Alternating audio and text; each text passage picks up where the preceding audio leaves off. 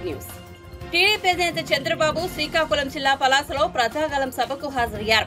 తన ప్రసంగాన్ని సర్దార్ గౌతులచ్చన్న ప్రస్తావనతో ప్రారంభించారు. సర్దార్ గౌతులచ్చన్న ఒక స్వాతంత్ర సమరయోధుడే కాకుండా ప్రజల కోసం, రైతుల కోసం ఆ రోజుల్లోనే శ్రీకాకుళం నుంచి చెన్నైకి రైతు మార్చ్ నిర్వహించిన మహానాయకుడిని కీర్తించారు. తాను 1978లో ఎమ్మెల్యేగా ఉన్నప్పుడు గౌతులచ్చన్న కూడా ఎమ్మెల్యేగా ఉన్నారని, ఆయన పట్టుదల తనను ఆకట్టుకునేదని వివరించారు. ఎప్పుడూ విశ్రమించకుండా పేదల కోసం నిరంతరం పోరాడిన వ్యక్తి గౌతులచ్చన్న అని స్పష్టం చేశారు. జనసేన బీజేపీ కలిసి ఇప్పుడు మీ ముందరకు వచ్చాం. మీ ముందరకు వచ్చినప్పుడు ఇక్కడ ఉమ్మడి అభ్యర్థులుగా మన రామ్మోహన్ నాయుడు ఎంపీ అభ్యర్థిగా ఇక్కడికి వస్తారని నాకు ఈ జిల్లాకు వచ్చినప్పుడు ముందుగా నాకు గుర్తొచ్చేది నా మిత్రుడు ఎర్రం నాయుడు. ఉత్తరాంధ్ర ముద్దు బిడ్డ. నేను ఒకసారి యునైటెడ్ ఫ్రంట్ లో మంత్రి పదవి వస్తే కేబినెట్ ర్యాంక్ ఇవ్వాలంటే ఎవరికి ఇవ్వాలని ఆలోచించినప్పుడు ఒక్క నిమిషం ఆలోచించకుండా నేను ఎంపిక చేసిన అభ్యర్థి ఎర్రం నాయుడు గారు అని చెప్పి నేను మీకు తెలియజేస్తున్నా. ఒక సమర్థవంతమైన నాయకత్వాన్ని ఇవ్వగలిగే శక్తి, తెలివితేటలు, కలుపుగోల్తనం ఎర్రమనాయుడుకు ఉన్నాయి. ఈ రోజు ఎర్రమనాయుడు లేని లోటు తెలుగుదేశం పార్టీకి తీరని లోటు. అయినా కూడా ఈరోజు రామ్మోహన్ నాయుడు కూడా తండ్రికి తగ్గ బిడ్డ. 2 సార్లు ఎంపీ అయ్యాడు. 3వసారి ఎంపీ చేయడానికి మీరు సిద్ధంగా ఉన్నారు. అది నాయకత్వ లక్షణం. పులికి పుట్టే బిడ్డ కూడా పులిగానే పుడుతుంది, పులి బిడ్డే పుడుతుంది. అదే మరి ఇంకొకసారి మీరు చూస్తే ఇక్కడికి వస్తానని నాకు గుర్తొచ్చేది గౌరవనీయులు సర్దార్ గౌతులచ్చన్న. గౌతులచ్చన్న ఒక స్వాతంత్ర సమర యోధుడే కాకుండా ప్రజల కోసం, రైతుల కోసం ఆ రోజుల్లోనే శ్రీకాకుళం నుంచి చెన్నైకి రైతు మార్చి పెట్టిన మహా ఉద్యమ నాయకుడు గౌతులచ్చన్న గారని చెప్పి కూడా నేను మీకు తెలియజేస్తున్నా. అలాంటి మహానాయకుడితో నేను 1978లో అసెంబ్లీలో శాసనసభ్యుడిగా ఉన్నాను. ఆయన కూడా శాసనసభ్యుడిగా ఉన్నాడు. ఆయన పట్టుదల చూసేవాడిని. ఎప్పుడు కూడా ఒక్క నిమిషం కూడా ఉండకుండా ప్రజా సమస్యల పైన, వెనుకబడిన వర్గాల మీద నిరంతరం పోరాడిన వ్యక్తి గౌతులచ్చన్న. ఆ తర్వాత గౌతు శివాజీ కూడా ఆయన కుమారుడుగా రాజీ లేని పోరాటం చేసి ఈ నియోజకవర్గానికి ఎనలేని సేవలు అందించిన వ్యక్తి గౌతు శివాజీ అని చెప్పి నేను మీకు తెలియజేస్తున్నా. అలాంటి కుటుంబంలో పెట్టినటువంటి శిరీష ఈరోజు మీ ఆడబిడ్డ. రాజకీయ ప్రాధాన్యత ఉండే కుటుంబం. ఎన్ని అవమానాలు పడింది తమ్ముళ్ళు అని మిమ్మల్ని అడుగుతున్నా. అంటే వాళ్ళని ఏమనాలి నాకైతే అర్థం కావడంలా. ఒక్కసారి ఎమ్మెల్యే అయిన వాడికే ఇన్ని తోకలు వస్తే 3 తరాలు రాజకీయాలు చేసే వాళ్ళకి ఎంత ఉండాలి తమ్ముళ్ళు?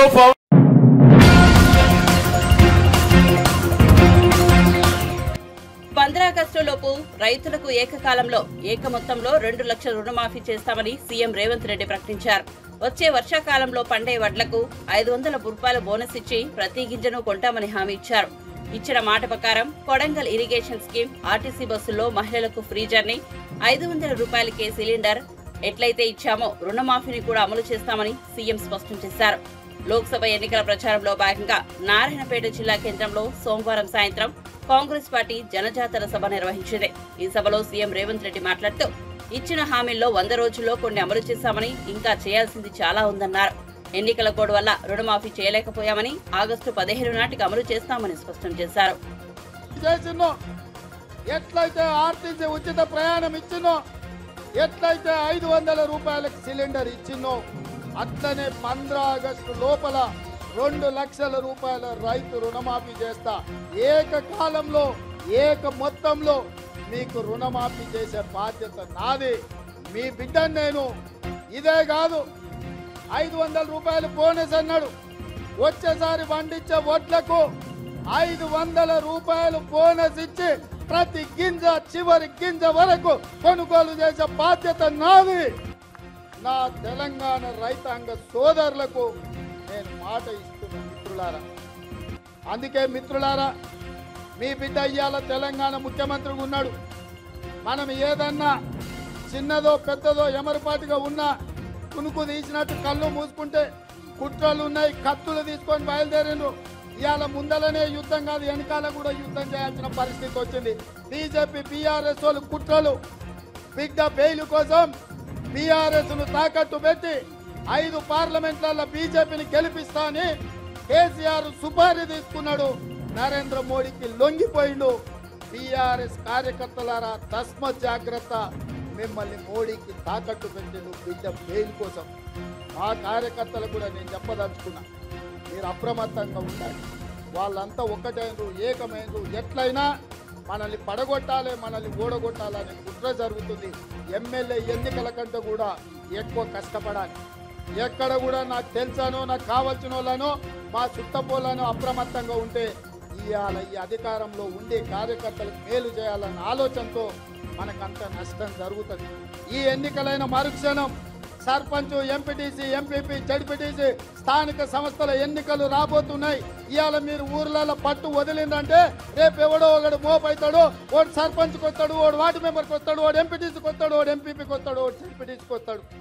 రేపు మీ ఎన్నికలలో కూడా మీకు తలకాయ నొప్పి అవుతుంది. ఎన్నికల ఖర్చు తడిసి మోపెడవుతుంది. ఎంపీ ఎన్నికలైన ఎంబడే 2 నెలలు తిరగకముందే మీ స్థానిక సంస్థల ఎన్నికలు పెట్టే బాధ్యత నాది. మిమ్మల్ని గెలిపించే బాధ్యత నాది. ఇవాళ ఎవరైతే బూతులలో మెజారిటీ తెస్తారో, ఎవరైతే పార్టీ జెండా కష్టపడి మోస్తారో, ఎవరైతే పార్టీ గెలుపులో భాగస్వాములుగా ఉంటారో వాళ్ళందరినీ గుర్తుపెట్టి ఎట్లయితే శంకర్కు, శ్రీహరికి, సరితకు, పర్ణికకు, అరవింద్కో లేక అనిరుద్కో, మధుకో, ఎన్నంకో ఎట్లయితే కష్టపడ్డోళ్లకు టికెట్లు ఇచ్చినామో మీకు టికెట్లు ఇచ్చి గెలిపించుకునే బాధ్యత పార్టీ తీసుకుంటుంది. మిత్రులారా, మీ శ్రమ ఊరికే పోదు, మీ త్యాగం గాలికి వదిలేయము. మీ త్యాగాన్ని గుర్తుపెట్టుకుంటాం, మీకు అవకాశాలు కల్పిస్తాం. రేపు జరగబోయే ఎన్నికలలో ఇవాళ గ్రామాలలో ఇందిరమ్మ కమిటీలు వేయాలనుకున్నాం. ఇల్లు ఇచ్చినా, పెన్షన్ ఇచ్చినా, గ్యాస్ సిలిండర్ ఇచ్చినా, రాజు ఆరోగ్యశ్రీ కార్డు ఇచ్చినా, రేషన్ కార్డు ఇచ్చినా, ఏది ఇచ్చినా ఇందిరమ్మ కమిటీలను నియమించి ఆ కమిటీల ద్వారా గ్రామాలలో మీ చేతనే పేదవాళ్లకు పంచిపించి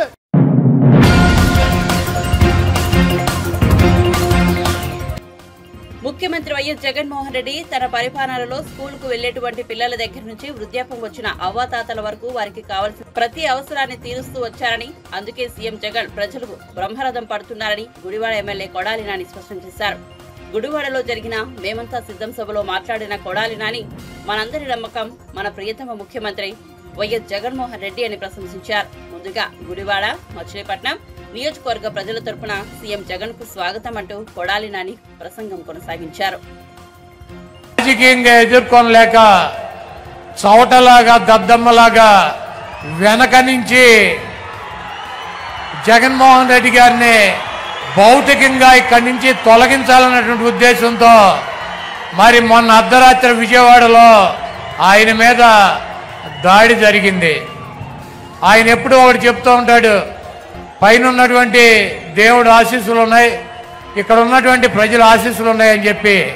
అన్న, మీకు తప్పకుండా ఆ దేవుడి ఆశీస్సులు, ప్రజల ఆశీస్సులు ఉన్నాయి కాబట్టి మీకు ఒక అంగుళం పక్కకి జరగల, ఒక అంగుళం కిందకి జరగల. మీకు బలమైనటువంటి నుదుల మీద తగిలి అది ఆ దేవుడు మిమ్మల్ని కాపాడాడు. ఆ ప్రజల ఆశీస్సులతో మీరు రాబోయే రోజుల్లో తప్పకుండా ఇంకొక 50 రోజుల్లో ఈ రాష్ట్రానికి ముఖ్యమంత్రి అవుతారు. చంద్రబాబు కాదు కదా, వాడి బాబు ఖర్జూర నాయుడు వచ్చినా కూడా మీ ఎంట్రిక ముక్క కూడా పీకలేడు. మీ దమ్ము, మీ ధైర్యం, మీ ఉన్నటువంటి నిబద్ధత మేము దగ్గర నుంచి చూసినటువంటి వ్యక్తులం. మీది స్వచ్ఛమైనటువంటి చిరునవ్వు. మీరు చెప్పినటువంటి మాట తూచా తప్పకుండా నిలబడేటువంటి తత్వం మీది. ఒక ఓటు కోసం, ఒక పదవి కోసం ఒక్క చిన్న అబద్ధం కూడా మీతో చెప్పించలేనటువంటి పరిస్థితి 5 సంవత్సరాలుగా మేము మిమ్మల్ని దగ్గర నుంచి చూసాం. ఒక్క చిన్న అబద్ధం చెప్పండి అన్న అని చెప్పి బతిమాలలో కూడా ఒక చిన్న అబద్ధం కూడా చెప్పించలేము ఆయనతో.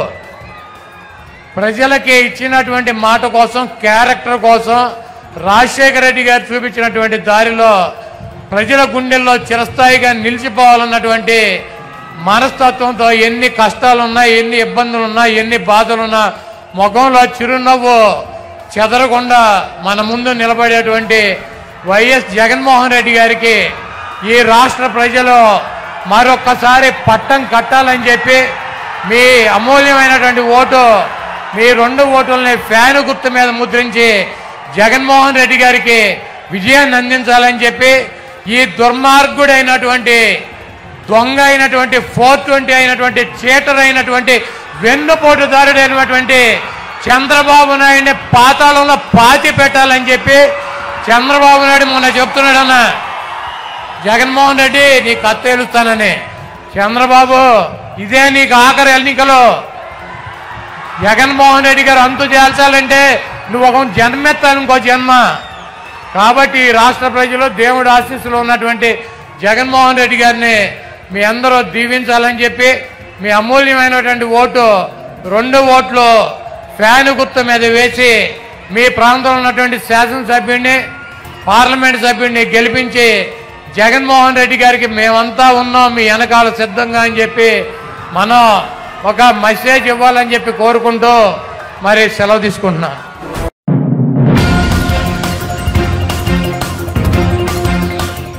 విజయవాడలో సీఎం జగన్ పై రాయి దాడి జరిగిన ఘటనపై విజయవాడ పోలీస్ కమిషనర్ కాంతి రాణా టాటా మీడియా సమావేశం నిర్వహించారు. సీఎం జగన్ కు విజయవాడ పర్యటనలో తగినంత భద్రత కల్పించామని వెల్లడించారు. ఏపీఎస్పీ నుంచి 4 ప్లాటూన్ల బలగాలను సీఎం భద్రతపై కేటాయించామని, వాటికి తోడు ఆక్టోపస్ సీఎం సెక్యూరిటీ వింగ్ కూడా ఉందని తెలిపారు. సీఎం ర్యాలీలో కరెంట్ ఎందుకు పోయిందని మీడియాలో ఎక్కువగా ప్రశ్నలు వస్తున్నాయని, సీఎం వంటి వ్యక్తి రోడ్ షోలో వాహనం ఎక్కి రూట్ టాక్ షో నిర్వహిస్తున్నప్పుడు వైర్లు తగలకుండా ఎక్కడైనా సరే కరెంట్ ఆఫ్ చేస్తారని సిపి కాంతి రాణా టాటా వివరణ ఇచ్చారు. కొన్ని చోట్ల గాలి, వర్షం కారణంగా కరెంటు తీసేశారని తెలిపారు. భద్రత కారణాల వల్లే విద్యుత్ సరఫరా నిలిపివేయడం జరిగిందని, సెక్యూరిటీ ప్రోటోకాల్లో ఇదొక భాగమని స్పష్టం చేశారు. ఎక్కడెక్కడ మనకు అడ్డంకులు ఉంటాయి, ఎక్కడెక్కడ మనము కొన్ని తీగలం అన్ని పవర్ లైన్స్ తీయడానికి కుదరదు. ఎక్కడ కేబుల్ లైన్స్ తీయొచ్చు అనేది మనం క్షుణ్ణంగా ఒక డీసీపీ ర్యాంక్ ఆఫీసరు ఆధ్వర్యంలో చేయడం జరిగింది. అయినప్పటికీ కూడా మనం అన్ని మెయిన్ లైన్స్ అన్ని తొలగించినాం కాబట్టి ఇది ఒక రోడ్ షో కాబట్టి వేర్ సీఎం గారు బస్సు ఒక రూఫ్ టాప్ పైకి వచ్చే అవకాశం ఉంది కాబట్టి కరెంట్ అనేది ఇక్కడనే కాదు ఎక్కడైనా సరే ఒక వీవీఐపీ ప్రోగ్రామ్ ఉన్నప్పుడు, రూఫ్ టాప్ ప్రోగ్రామ్ ఉన్నప్పుడు కంపల్సరీగా ఆఫ్ చేస్తారు.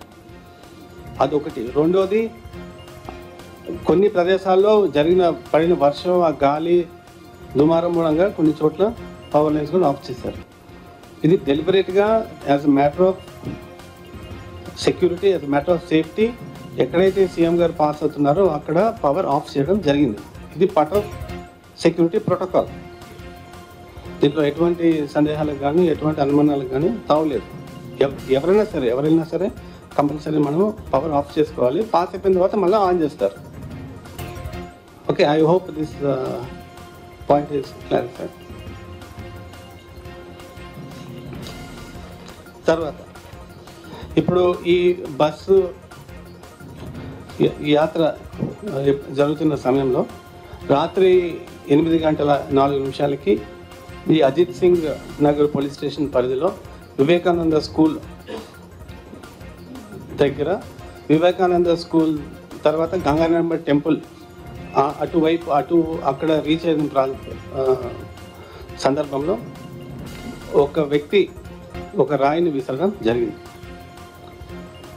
అంటే మేము లాస్ట్ 2 డేస్గా అక్కడ ఆల్ అవైలబుల్ CCTV కెమెరాస్, అంటే దాదాపు 24 CCTV కెమెరాస్ వాటి ఫుటేజ్ చూసాము.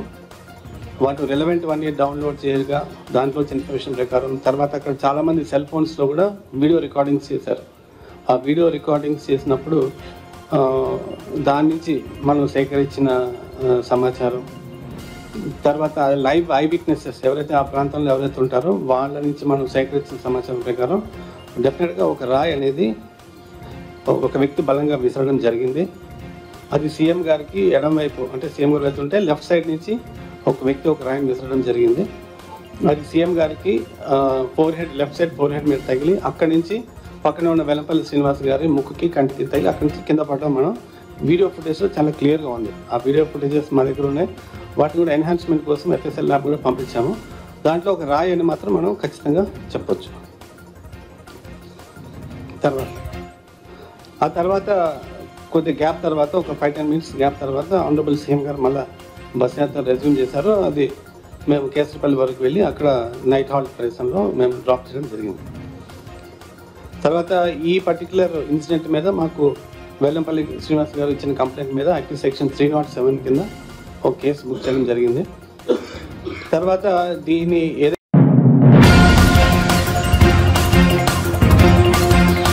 టీడీపీ పొలిట్ బ్యూరో సభ్యుడు హిందూపురం ఎమ్మెల్యే నందమూరి బాలకృష్ణ కర్నూలులో స్వర్ణాంధ్ర సాకార యాత్రలో పాల్గొన్నారు. ఈ సందర్భంగా ఆయన ప్రసంగిస్తూ జగన్ పాలనలో రాష్ట్రం చాలా వెనక్కి వెళ్లిపోయిందని, ఇలాంటి సమయంలో కేంద్రం సహకారం అవసరమని, అందుకే పొత్తు పెట్టుకున్నామని వెల్లడించారు. పవర్ స్టార్ పవన్ కళ్యాణ్ అనేక కష్ట నష్టాలు ఎదురైనప్పటికీ ఎంతో ఆత్మస్థైర్యంతో పార్టీని నడిపిస్తూ టీడీపీతో చేతులు కలిపారని, బీజేపీతో కూడా పొత్తులో కలిసిందని వివరించారు. జగన్ను ఓడించేదాకా తెలుగు పౌరుషం నిద్రపోరాదని పిలుపునిచ్చారు. మీ ఓటు కూటమికే వేయాలి, ఇది అభ్యర్థన కాదు, ఇది ప్రతి ఒక్క తెలుగువాడి గుండె మంట. అతడికి గుణపాఠం చెప్పి ఇంటికి తరిమే వరకు ఆ మంట ఆరకూడదు అన్నారు. సతిని అమ్మకున్నాడు హరిశ్చంద్రుడు, అలాగే తండ్రి మాటకై కారబలకేడాడు. శ్రీరామచంద్రుడు అన్నసభకి అంకితమయ్యాడు. లక్ష్మణుడు ప్రతి దైవమని తరించిపోయింది సీతమ్మ. నాడి చాపుగుడుతో సమతను నేర్పాను, నాడి పల్లనాటి బ్రహ్మన్న మేడి పొండులా మెరిచే సంఘం గుట్టు విప్పెను వేమన్న వితంతువుల విధి విరాతలు మార్చి మరి బతుకులు పండించే కందుకూరి తెలుగు భారతిని తెలుగు మన ప్రజల భాషలో తీర్చిదిద్దారు గురజాడ. అలాగే స్వతంత్ర భారత రథసారథి సమరాన్ని దూకే నేతాజీ, సత్యాగ్రహమే సాధనముగా స్వరాజ్యమే తెచ్చే నేతాజీ, గుడ్డుకెదురుగా గుండె నిలిపాను బ్రిటిష్ వారి గుండె నిలిపాను టంగుటూరి ప్రకాశం పంతులు గారు. అలాగే తెలుగు వారికి ఒక ప్రత్యేక రాష్ట్రం కోరి ఆయను అమరజీవి.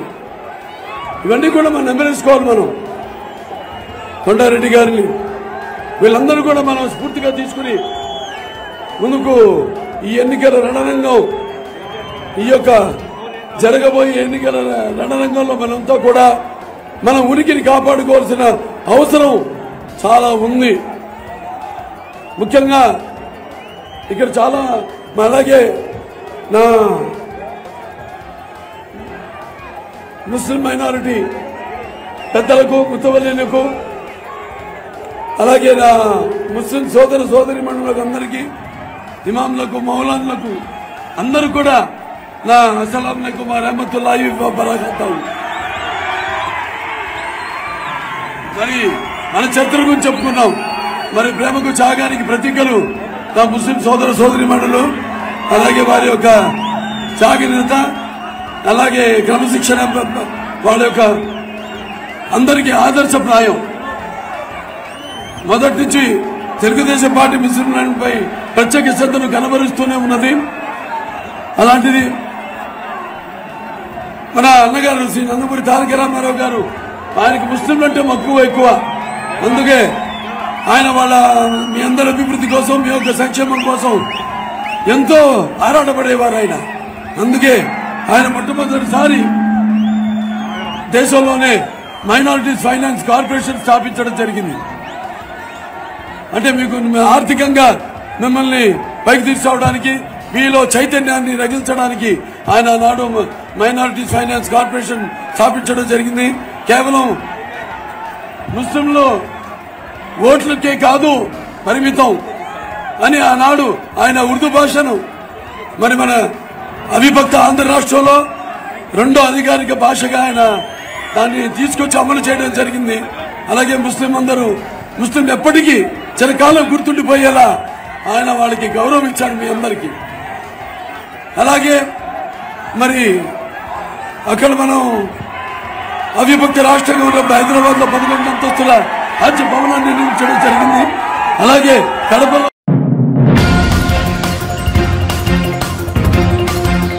ప్రజలకు రైతులకు కేంద్రంలో నరేంద్ర మోదీ ప్రభుత్వం, రాష్ట్రంలో బీజేపీ అండగా ఉంటాయని కేంద్ర మంత్రి, తెలంగాణ రాష్ట్ర బీజేపీ అధ్యక్షుడు కిషన్ రెడ్డి హామీ ఇచ్చారు.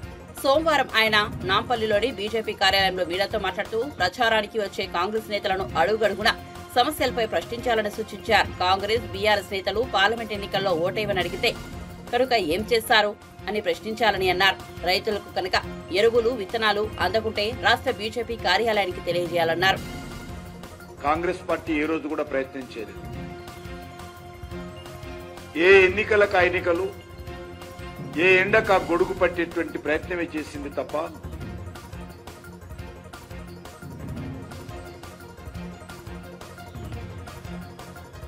ఈరోజు మనకు తెలుసు కేంద్ర ప్రభుత్వం పంపిస్తున్నటువంటి పేద ప్రజలకు అందిస్తున్నటువంటి ప్రతి సంక్షేమ కార్యక్రమాలు కూడా లీకేజీలు లేకుండా, మధ్య దళారీలు లేకుండా, దోపిడీ లేకుండా ఈరోజు పేద ప్రజలకు అందించేటువంటి కార్యక్రమం చాలా సమర్థవంతంగా నరేంద్ర మోడీ గారి ప్రభుత్వం కొనసాగిస్తుంది.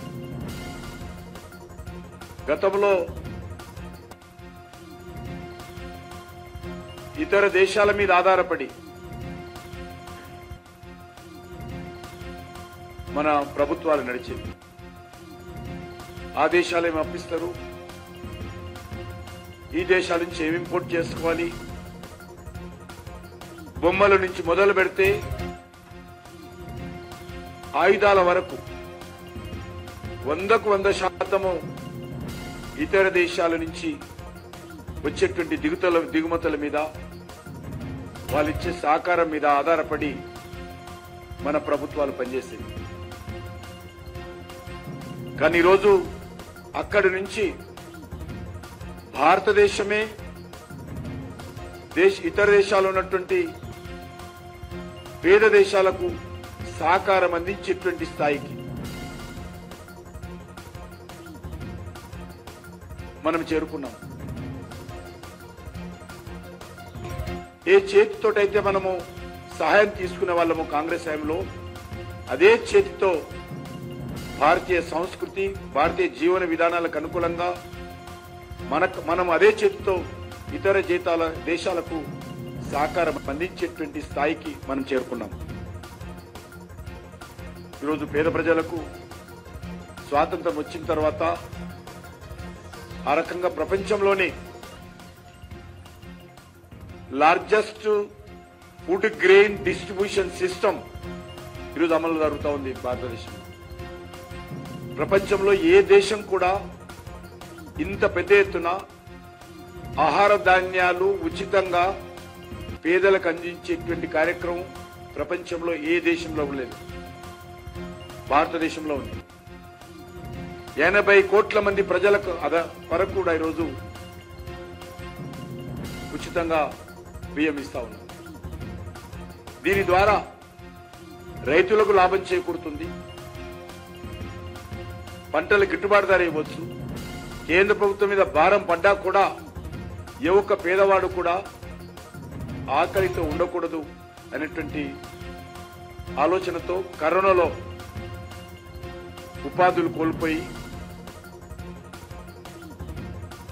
ఇబ్బందులకు గురవుతున్నటువంటి నేపథ్యంలో కేంద్ర ప్రభుత్వంగా ప్రతి ఒక్కరికి ఆహారం పెట్టాలనేటువంటి లక్ష్యంతో చేపట్టినటువంటి పథకము ఇంకా కొనసాగిస్తున్నామనే విషయాన్ని సందర్భంగా మనం చేస్తున్నాం.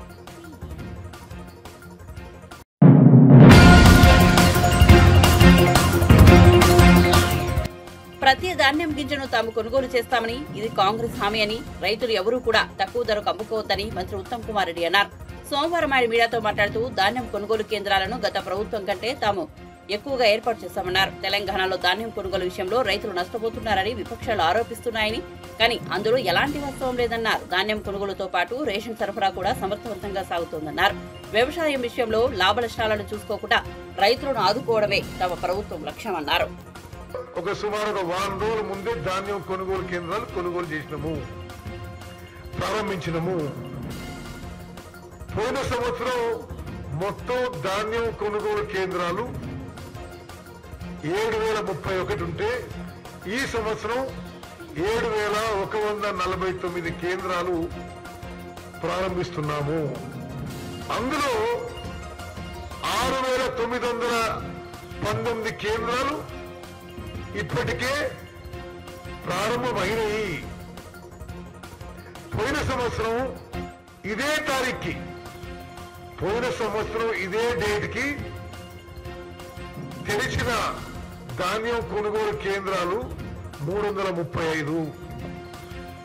అంటే ఎంత నిస్సిగ్గుగా, ఇంత నిర్లజ్జగా బీఆర్ఎస్ పార్టీలో పెద్ద మనుషులు మాట్లాడుతుంటే, ఓ మేము ఏం చేసినావు అది చేసినావు మీరు చేయాలంటగా వాళ్ళు మాట్లాడుతున్నారు. దానికి ఎగ్జాక్ట్ ఫిగర్స్ చెప్తున్నా. 14 ఏప్రిల్ 2024కి 6919 ధాన్యం కొనుగోలు కేంద్రాలు ఏర్పాటు చేయడం జరిగింది. 14 ఏప్రిల్ 2023కి 335 ధాన్యం కొనుగోలు కేంద్రాలు ఏర్పాటు చేయడం జరిగింది. 335 ఎక్కడ, 6919 ఎక్కడ?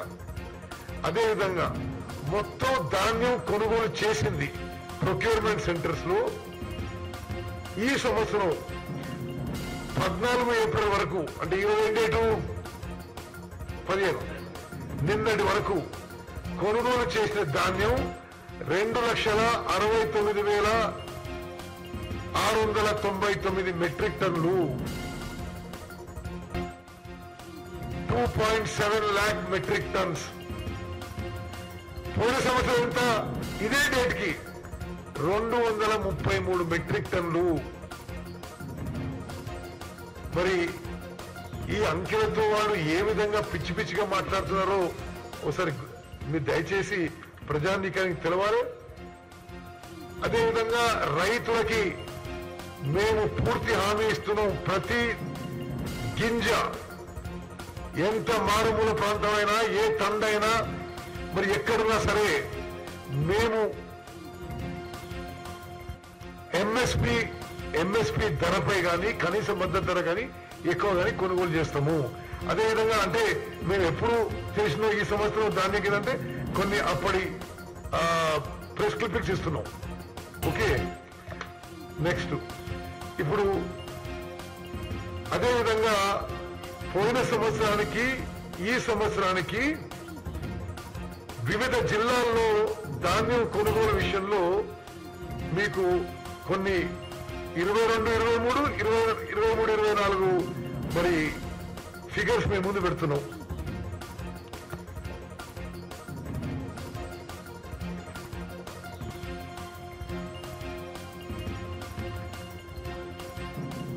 సిద్దిపేట జిల్లాలో పోయిన సంవత్సరం